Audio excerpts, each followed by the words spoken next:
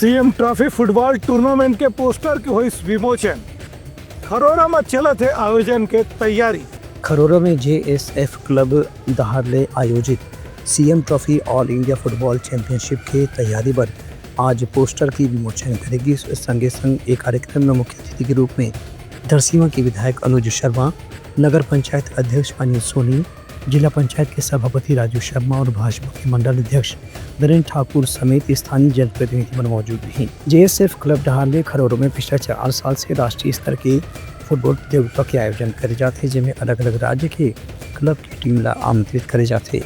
ये मौका में विधायक अनुज शर्मा की क्षेत्रीय स्तर की प्रतियोगिता में यदि स्थानीय प्रतिभा मन मौका दिए जाए तो खरसी और मन भी राष्ट्रीय मंच में अपन प्रतिभा दिखाए के मौका मिलते।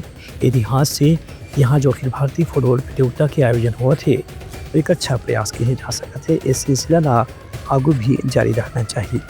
ब्यूरो रिपोर्ट उतलंघा न्यूज़।